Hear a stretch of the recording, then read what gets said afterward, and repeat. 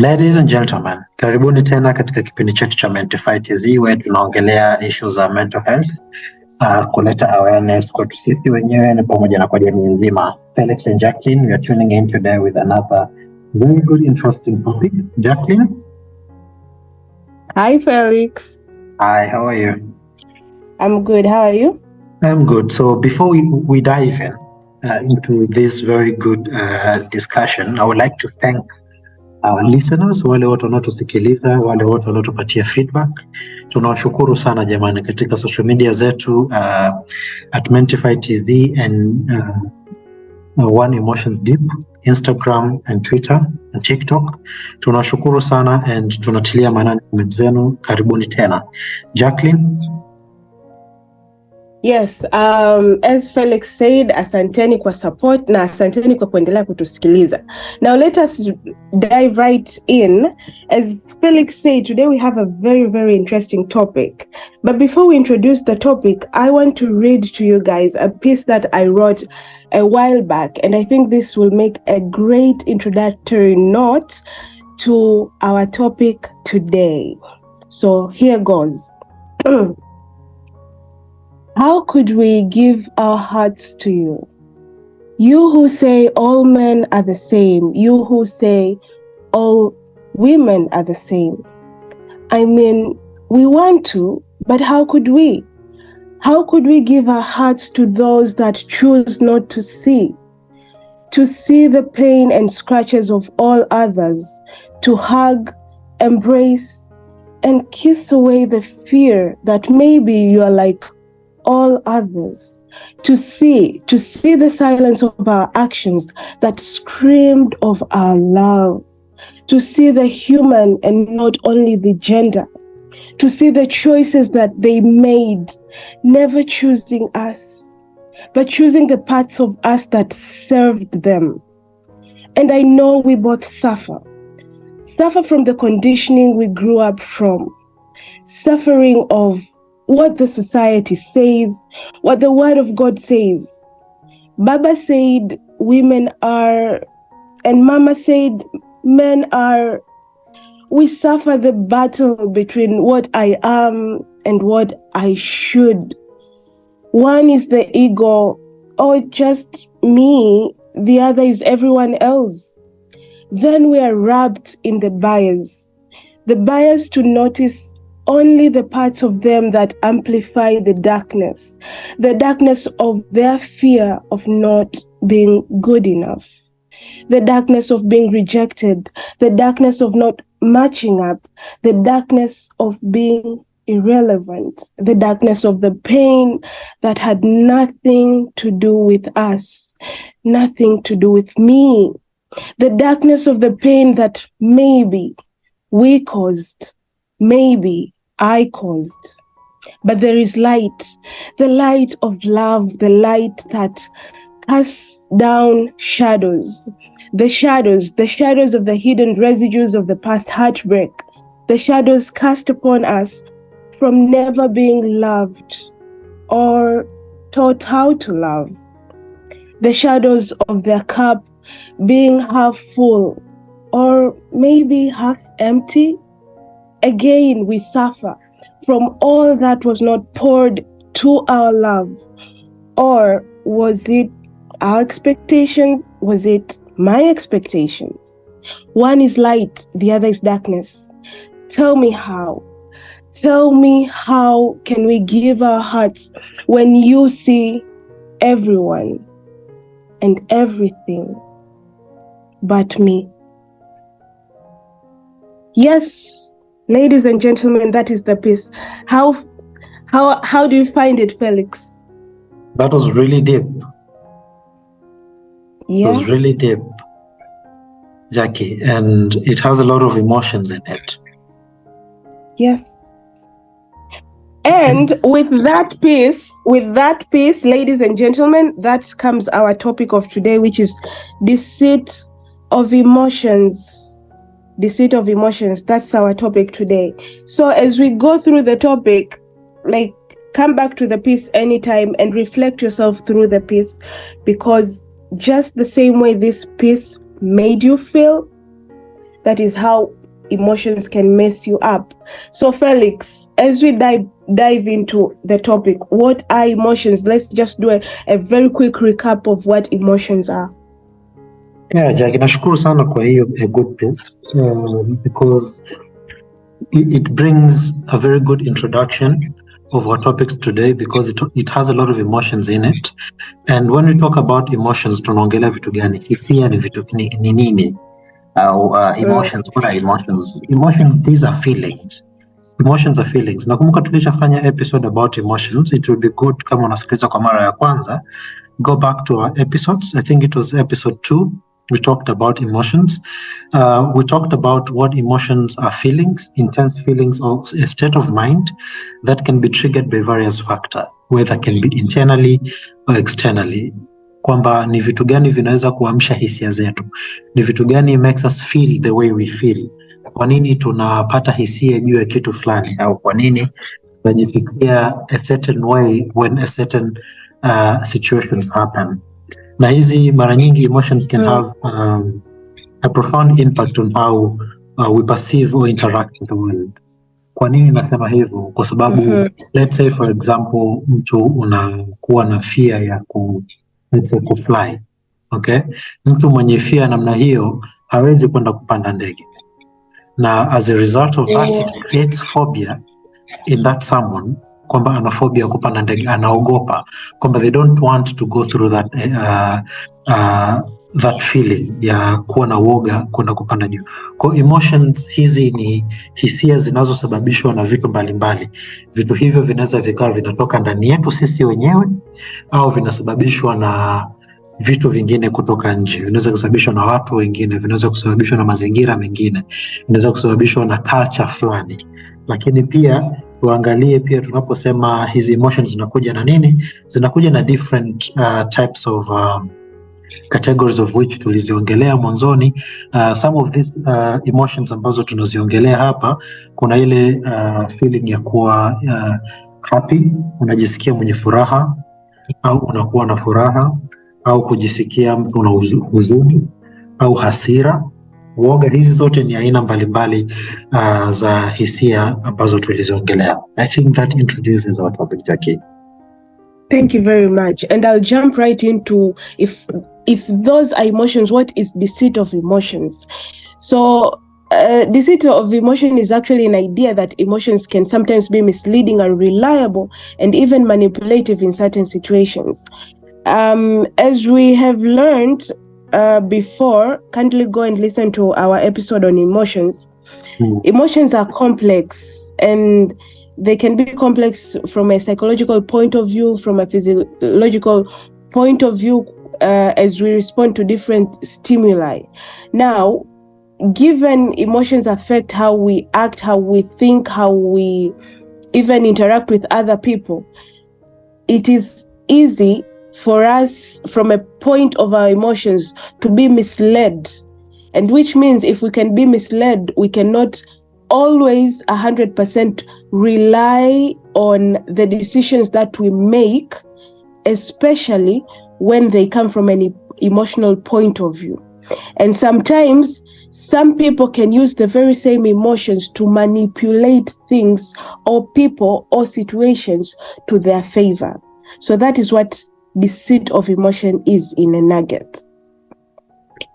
Yeah, and just to add before you go, wakati huo while emotions can create a range of inaweza kutufanya tuwe biased au kufanya baadhi ya vitu vingine, lakini pia there's another point whereby you can be deceived by your emotions, pale ambapo you deny to feel the way you're supposed to feel. You deny your emotions by creating a different reasons or emotions to cover what you feel. For example, Jackie, mara nyingi tunaulizana, who are you? We tend to cover, to pretend to become happy in front of people, but deep inside, we know what we're going through. So by not accepting how we feel, we pretend to be someone else to showcase that we're happy, but we're not. I think that's another different way to look at it as well. Very true, very true. So in summary, there's two ways. One, deceit emotions can be deceiving yourself with your own emotions by not expressing them clearly. And then the second way is when you're actually using emotions to manipulate other people, or when from your own emotions they become not very reliable for you to make certain decisions, or they can be misleading either to you or to the other person. So that is what deceit of emotions is. Now, really quickly, Felix, tell us some of the ways that emotions can occur. So as when we dive into how deceit of emotions can occur, we can have a basis of how actually emotions occur, and then we can have a good connector to how deceit of emotions occur. Thanks, Jackie. How emotions occur, they occur in a different there are different ways emotions can occur. Nimesema hapo mwanzo kwamba sometimes emotions can be triggered internally or externally. Hizi triggers ni vitu gani? Triggers can be a person, triggers can be an experience, a trigger can be a certain situations ambayo labda ulipitia. For example, ulikunywa chai asubuhi ukaungua. Next time you want to do the same, you'll be aware kwamba nikifanya hivi unakuwa tayari una ile fear ya kuungua. So emotions zinakuwa triggered na stimulus ambazo hizi ni they can either be external or internal, as I said, lakini nimesema zinaweza zikawa ni events, situations, experience, even thoughts. Kuna thoughts nyingine, mawazo ukiyafikiria unaona kabisa haya yananiletea mimi kujisikia vibaya, so it creates it triggers a certain way of how you should feel. Sometimes emotion create physical sensations. For example, Jackie, ukiwa na woga, how does your body react? I'll start sweating. Yes, my heart will start to race. Exactly. So hizi stimulus nyingi zinatrigger kutokana na different kutokana na mazingira uliopo, au umekuwa katika sehemu gani, au katika experience uliopitia, au ni matendo ambayo watu walikutendea ukuyapenda, au for example unapomwona mtu unayempenda, how do you feel? You feel happy, you want to be close to them. All these emotions are triggered kupitia experience mbalimbali, lakini pia baada ya kuzipitia hizo kuwa hizo triggers kutokea na kuamsha hizo hisia, what happens? Your mind perceives that act, that trigger, that stimuli. It perceives and evaluates it. Baada ya kufanya hivyo, and then it takes it through experiences, belief and context ambazo ulizipitia before. Ukishaona kwamba okay, whether this was a positive experience, and then it reacts positively to you. Kama ilikuwa ni negative, and then it reacts negatively to you. So it interprets on how you should feel because of how that situation or how that experience made you feel previously. Or it can also be neutral sometimes. Unaweza ukaona event fulani ilitokea, you don't know how to feel, you don't know how to be happy, or whether it's negative or positive, you just remain neutral. Na baada your mind perceives such a situation, and then it evaluates it, na pale ndipo sasa inapoanza kuonekana. I asked a question, how do you feel unapokuwa na wasiwasi? Ukasema unajisikia kutoka jasho linatoka, damu na your heart ina pump kwa haraka. Hizo zote ndio kutengeneza sasa physiological response. How do you respond? Kuna yule mtu ukikutana naye una hasira ya kuongea, lakini you don't want to show. Your words might be calm, but your face can never lie. Because now your body reacts to that. It's accompanied by distinct physiological changes in your body. For instance, unapokuwa unaogopa, your heart increases or you start sweating. Lakini hizi responses zote zinakuwa controlled by the autonomic nervous system, ambazo sisi sometimes it can either be flight or flight, something that you cannot control. You can try to hide it, but you cannot control it. I think these are some of the emotions from the past. Can you tell us the rest? So on top of that, I think the other way that emotions may occur, it comes down to social and cultural influences, you know. So different people react in different way for different things.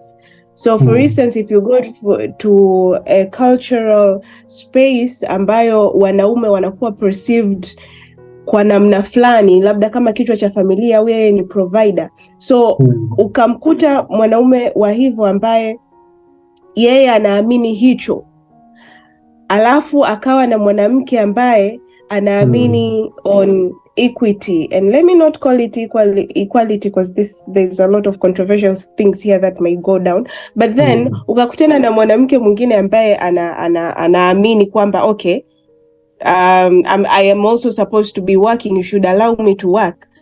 Obviously tayari hawa watu wawili wakija pamoja lazima wata clash kwenye emotions katika expressions zao za vitu mbalimbali, like why do you say this is not working, why do you say this, like it kwenye zile emotional balance inatoka out of hand because of cultural and social differences, na hizi zinaendana na groups of people. Different cultures may have different norms and expectations regarding emotional expression.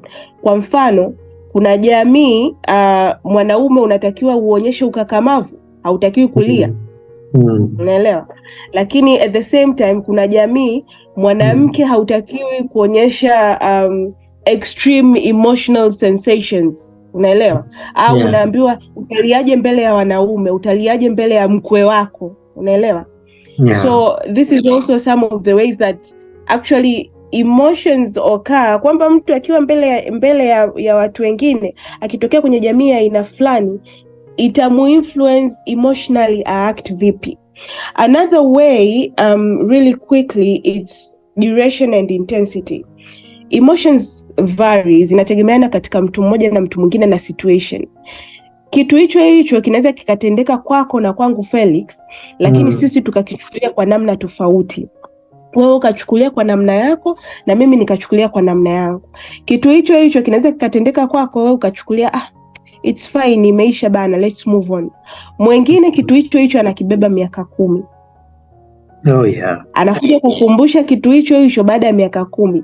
So obviously huyu mtu kwa intensity na duration aliyobeba hii emotion, for whatever reason, umesema juu kuhusu triggers, akakutana na mtu mwingine ambaye au na situation ambayo ikatrigger kile kitu kilichotokea 10 years ago, ata act kwa the same exact emotion.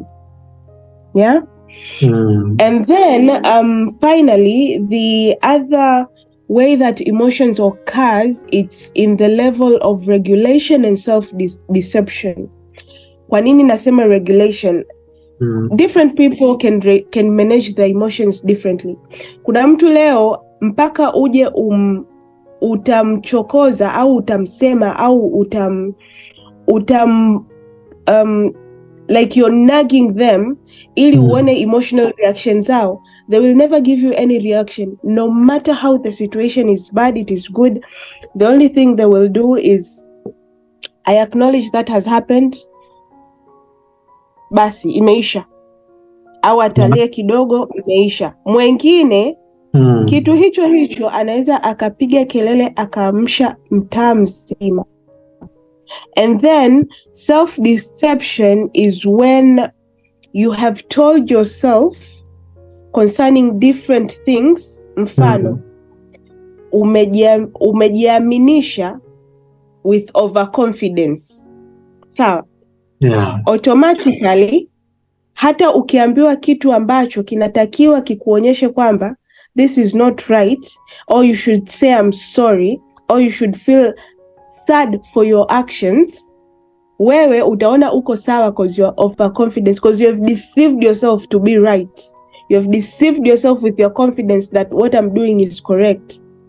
So automatically in a situation that maybe you're supposed to be remorseful or sad, you're actually happy and you're like, no, I'm right, you're wrong.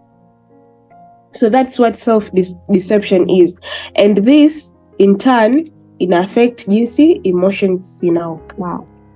Yeah, you know, the points you've raised are very good, kwa sababu it makes me think, you know, every emotion can be subjective. kwa sababu every emotion has to be felt internally kwanza. The person has to feel it internally as an individual, and then the reaction to it depends with how you perceive it. Kama umesema kuna wengine wana uwezo wa kureact differently a same situation, lakini mtu ana experience differently kutokana na how you perceive it. How does our conscious mind is aware to take in certain emotions and how to regulate them? Thank you so much. Now, Jackie, let's move into how deceit emotions occur. Kwa nini tunakuwa na hizi deceit of emotions? How do they occur? Okay. So we have a lot of reasons, but one among the reason is cognitive bias. What cognitive bias is when you rationalize things out of normal. Hapo nimetoa mfano wa kwamba unaweza ukaji convince kwamba I am right. What I know is that it is what it is, I am right. So in the end, unakuta uko kwenye deceit of emotions, it hinders you to actually see the reality of a matter. And cognitive bias occurs kwenye different ways. Kwa mfano, kuna wale watu ambao ukisikia information for the first time, sawa, you anchor that information, you make that information as the basis of truth. Kwa hiyo unaweza nikaja labda you're just a person I met, nikaenda nikamwambia mtu kuhusiana na Felix, nikasema bana Felix, unajua ni mtu mcheshi sana, lakini katika ucheshi wake uwaga ni mwongo sana, sawa. Mtu hakujui, hana uhakika na kwamba kweli uko hivyo, ila hiyo information alivyoipewa ameichukua kama ilivyo, akaifanya ikawa basis ya yeye kuwa na hisia fulani kuhusiana na wewe. So the next time they meet you, they will treat you according to that information that they had, which by the way it is not true. Pia nimeongelea vitu kama overconfidence bias, nayo inakuja kwenye cognitive bias. Basically, overconfidence is when a person, you tend to overestimate your own abilities, you overestimate your knowledge or the accuracy of your beliefs and predictions, kiasi kwamba hata mtu akikucorrect unajiona wewe uko sawa, na mwisho wa siku just imagine kama ni mtu ambaye uko kwenye position of influence or position of leadership ambayo huwezi, no one can like directly come at you, so manake it will lead to poor decision making.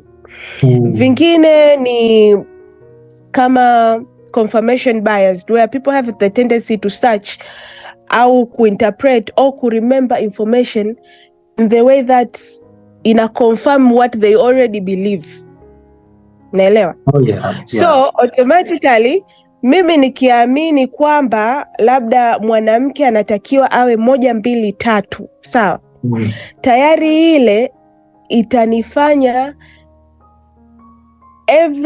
maybe if I see a man treat a woman in a certain way, because I've already interpreted that, it will create to me certain type of emotions that may not be necessarily true. Meelewa? Yeah. So that is some of the ways that cognitive bias inatokea. Kingine labda ni add hapo just very quickly ni kwenye group think. Unajua kuna zile unaweza ukawa in a group of people, alafu kuna watu automatically wana power kuliko watu wengine. Kwa hiyo tayari mtu mwenye dominant view ana influence decisions za watu wengine, na inawezekana hapo wote ana influence inawezekana ni analeta the element of fear or the element of respect. It could be the element of fear, the element of respect, ambayo hata kama huyu mtu hayuko sahihi, tayari ile cognitive bias ya kwamba okay, it is what it is, inafanya mtu katika hisia ya kuogopa asiseme chochote. The other thing is when a person has self-serving bias, kwamba yeye ana jinsi ambavyo anataka kitu kiwe, na tayari ana character na ability ya kuki-influence hicho kitu. so automatically italeta cognitive bias on how other people will have emotions concerning that thing. Kwa hiyo kwa kifupi nikiweza kusummarize ni pale ambapo unakuwa una information au imani ya kitu fulani, whether kimesababishwa na wewe, whether kimesababishwa na mtu mwingine, ambacho kinapelekea uwe na hisia ambazo hazina usahihi. Unaweza ukawa una uoga, lakini huo uoga sio wa sahihi. Huo uoga ni kwa sababu unaogopa mtu aliyetoa hii decision ni bosi, au unaogopa mtu aliyeniambia hivi ni mzazi wangu, au kuna wale wanaogopa wapenzi wao. Kwa hiyo unakuwa una fear, but that fear is not real. That fear is influenced. So that's what cognitive bias is, and that's the first way that deceit of emotions occurs. Umeongelea kwa undani sana. Na before we proceed, maybe let us take a break for a few minutes and then we come back again.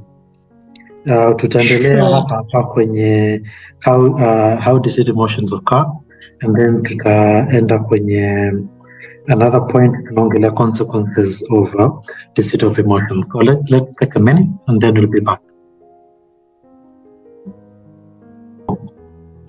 Well guys, another point ya kuongelea hizi deceit of emotions zinatokeaje ni kwenye impulse control. Hii inatokeaje ni pale ambapo mtu unafanya maamuzi au una act in a certain way ambayo utakuja kuregret baadaye.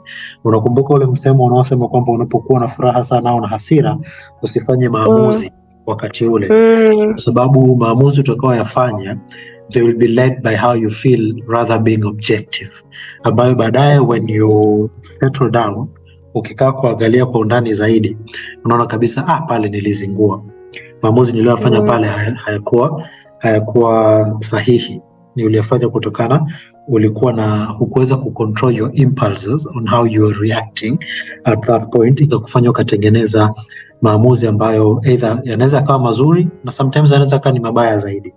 Lakini pia hizi deceit of emotions occur vipi? Zinakaa katika self deception, pale mtu anapojidanganya wewe mwenyewe.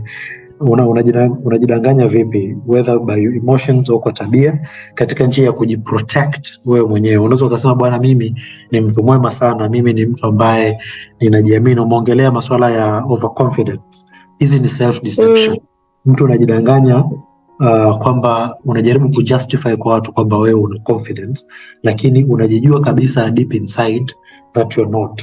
Au example nyingine ni pale mtu anapojaribu kujustify kwamba wana wivu kwa kujiaminisha kwamba yeye kwamba partner wake is untrustworthy, kwamba anajionyesha kwamba yeye ana wivu ili aonekane kwamba yeye ni mkamilifu na partner wake yeye haonekani hivyo. Ni kwa sababu tunajiaminisha vitu ambavyo tunataka sisi tuonekane ni wema, lakini ukikaa chini ukajifikiria zaidi unaona kabisa huyu mimi sio mtu wa namna hii. Kwa hivyo hizi ni some of the reasons. Do you have any other to add? Yes. Really quick, others ni vitu kama manipulations.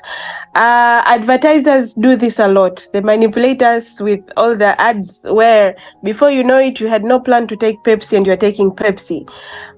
In close relationships, in families, husbands and wife na kadhalika, even friendship, there's a lot of manipulations that happen, which causes people to have emotions that are not there. So kuna mtu anaweza kumanipulate ukaanza kufeel guilty ili umfanyie kitu fulani ambacho kikawaida ungekuwa uko in your right mind usingefanya. The other thing that makes deceit of emotion to occur is social pressure. When unajitahidi kwa sababu ya social pressure, unajitahidi conform to the societal norms. There are people who might suppress their emotions the way they feel them. Hata kwenye familia, by the way. Wewe kwa nini unaongea na mke wako hivyo? Wewe kwa nini unamwambia mume wako vile? Kwa hiyo kufanya ile social pressure, unajikuta unaonyesha emotions ambazo sio sahihi. Au unaweza ukajiconvince over a long period of time kwamba yes, this is the way I feel, kumbe it is actually you have deceived yourself into that emotion. And then the other thing, exactly. Before you go, imenikumbusha Yes. unajua kuna ile there's a way you act within a circle of friends, lakini unapotoka Yes. kwa watu wengine you want to show that you are a different person. Exactly. That is Rafiki zako exactly what wanashangaa, I'm saying. yeah, how do you act? Are we the same? Are we dealing with the same person hapa? Yes. Go on. Yes. And finally, the other thing is emotional regulation. Unajua kwa mfano kwa mtu ambaye master the art of regulating their emotions, it can be easy for them to be deceptive kwa watu wengine. Mtu ameshajifunza sana kuregulate, kwa hiyo unaweza ukahisi unadeal na mtu ukahisi vitu viko sawa, kumbe mwenzako amekibeba moyoni. And then before you know it, kunakuja kinalipuka siku ambayo you're like, okay, where did this come from? Why are we here? But basically ni yule mtu amekuinfluence emotions zako, akakudeceive zikawa in a certain way. Hata yeye inawezekana amejiregulate kwa muda ule, akajideceive, you know what, subiri kidogo tutarudi.